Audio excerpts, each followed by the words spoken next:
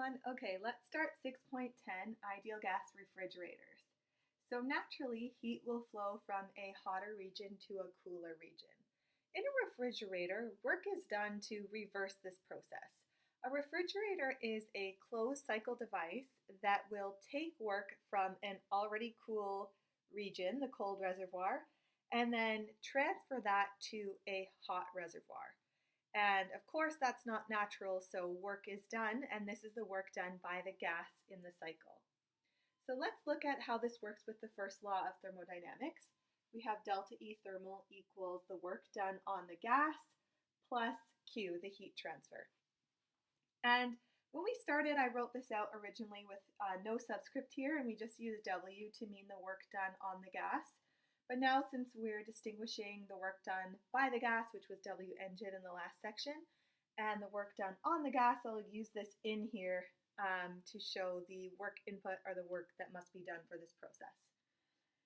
Okay, so in this next line, I'm separating Q, the heat transfer, to show the net heat transfer for the process. So this time we have heat being released into the hot reservoir. So QH is a negative term, whereas QC is positive. We're taking heat out of the cold reservoir, the home or whatever, the refrigerator, the cool area of the refrigerator that we want to cool. Okay, so then QH equals the work input plus QC, just rearranging that. A new term for refrigerators is the coefficient of performance, the COP. So the coefficient of performance equals QC over WN. You can think about this as what you get over the work you had to put in, because we want this energy transferred out of the cold reservoir, and we have to do work to make that happen. And this is not the same as efficiency, because similar to efficiency, efficiency can't be greater than 1. The coefficient of performance actually can't go to infinity, because if this went to infinity, this work done would go to 0, and we can't have energy transferred out of a cold reservoir with no work done. So the limit of this coefficient of performance is actually infinite, or it's infinity, that it won't approach infinity. But okay, let's do the first example. All right, so example 18, we have that a refrigerator requires 200 joules of work and exhausts 600 joules of heat per cycle. What is its coefficient of performance? Okay, so looking at my board here, I've got the work required to be done, which is 200 joules on the gas. And then we have the heat transferred, 600 joules. And that's the heat exhausted into the hot reservoir, so it's QH. Then from before, I wrote that QH equals QC plus WN. So just rearranging that to solve for QC. We have QH minus WN. So we take that heat input minus the work done and get 400 joules for QC, the energy removed from the cold reservoir. And then we can calculate the coefficient of performance. So we have QC over WN for the COP, which is 400 joules over 200 joules. So we get a coefficient of performance of 2. So that's pretty simple on its own, but let's look more into how the cycle of a refrigerator works. All right, let's look at the cycle for an ideal gas refrigerator.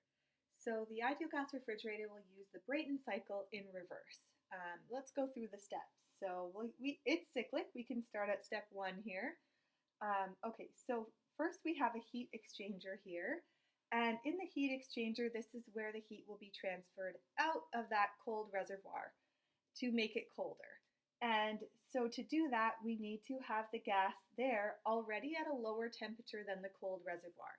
So it's important to remember that even here, we still need to have energy moving from a hot area to a cold area. So heat can only flow from a higher temperature to a lower temperature. So in this process, to move the energy out of that cold reservoir, the gas here has to be at a lower temperature than the cold reservoir.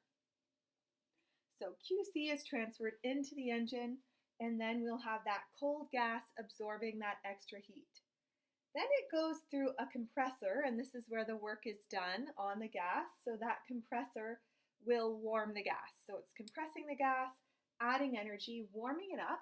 It has to be warmed up to a temperature that's higher than the hot reservoir so that it can transfer energy out into that hot region, since it can still only flow from hot to cold. And so it will transfer QH out, and then it will go through that warm gas will keep expelling that heat in this process after it reaches the heat exchanger, since these happen in the transitions. And then it reaches the expander, and the expander will cool the gas. So the expander will allow that gas to expand, releasing energy and cooling it until it reaches a low enough temperature to transfer QC from the cold reservoir again in the closed cycle. So heat transfer cannot allow for this temperature to be lower than the surroundings, so that's done through an adiabatic process. This looks like two isobaric processes, one expansion and one compression, and then two adiabats. And I'll show you what the cycle looks like in our last example that I'm just about to open up here. Okay, example 19. So our question is, a refrigerator operates on a Brayton cycle. The characteristics of the gas at the points indicated are as follows. We have the number of moles, 0.00722 mole, Cp and Cv, and then a table showing us the pressure, volume, and temperature values at states 1 to 4. Okay, so have a look at my board here. So I've got the number of moles. This is what our diagram looks like for this reverse Brayton cycle. So starting at 1, we have an isobar and then an adiabat, and then we go through another isobar and then back through another adiabat here in this expansion back to state 1. And you can correspond this to my previous slide explaining the steps to go with the diagram. But I'll just refer to the chart as we go through for the P, V, and T values to calculate each step. This is very similar to the heat engine. All right, so from 1 to 2, we have an isobar. So we need to calculate both steps, Q equals NCP delta T. Let's start with that. So our number of moles is 0.0722. Oh, another 0 mole. And then Cp for this gas was 20.8 joules per mole Kelvin, and then the temperature delta T is 250 minus 200 Kelvin, so a change of 50 degrees, and that overall gives me 7.51 joules. So that's Q from 1 to 2, 7.51. All of these values again are in joules. Then the work done is negative P delta V, so negative, the pressure for 1 and 2 is 150,000 pascals. And then the change in volume is a change of, let's see, 1 times 10 to the negative 4 meters cubed minus 8 times 10 to the negative 5 meters cubed, which gives me a work done of negative 3 joules.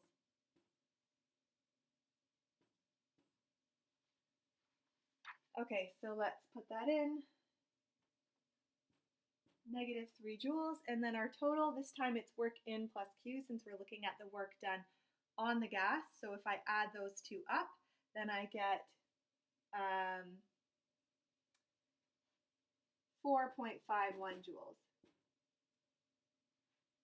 Okay, I'll just switch to the next transition. All right, so I thought we'd just do 3 to 4 next, since it's another isobar and all of the relationships are the same for 3 to 4. They don't have to be done in order. Okay, so Q equals NCP delta T, again was 0.00722 mole times 20.8 joules per mole Kelvin. And this temperature change is, let's see, 3 to 4. We have 381 minus 476 Kelvin. and that's going to give me negative 14.3 joules.